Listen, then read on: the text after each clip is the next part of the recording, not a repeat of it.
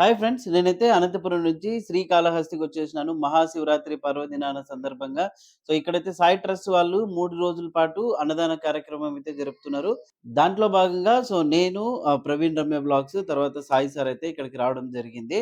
So, ఇక్కడ చూస్తే మాత్రం వాతావరణం చాలా మహాశివరాత్రి సందర్భంగా ఇక్కడైతే ఈ కాళహస్తిలో దివ్యకాంతుల రూపంలో ఇక్కడ లైట్‌లతో చూడండి ఎంతో బాగా డిజైన్ చేసినారు. నైట్ టైమ్ చూస్తే అదిరిపోతుంది. అనంతపురం నుంచి తిరుపతికి ఇందిరా ఏసీ బస్సులో అయితే ఇప్పుడు బయలుదేరుతున్నాము. ఈ బస్సు చెన్నై వరకు వెళ్తుంది. సో ఇప్పుడు చూడండి సాయి ట్రస్ట్ వాళ్ళంతా కూడా ఇక్కడ ఉన్నారు. అనంతపురం నుంచి బయలుదేరాము. ఈ బస్సు వచ్చేసి 4 గంటలకు బయలుదేరుతుంది. తిరుపతికి చేరుకునేసరికి 4 గంటలు అవుతుంది. టికెట్ వచ్చేసి 700 రూపాయలు ఉంది ఈ బస్సులో. ఇంకా తిరుపతికి అయితే చేరుకోవడం జరిగింది. ఇక్కడ నుంచి శ్రీకాళహస్తికి అయితే ప్రయాణమైనాము.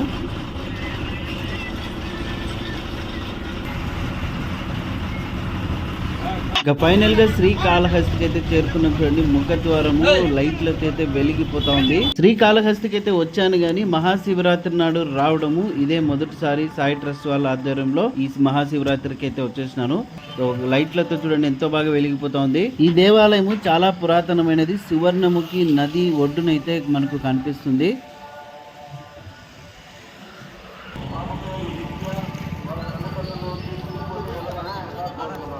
ఓం నమః శివాయ.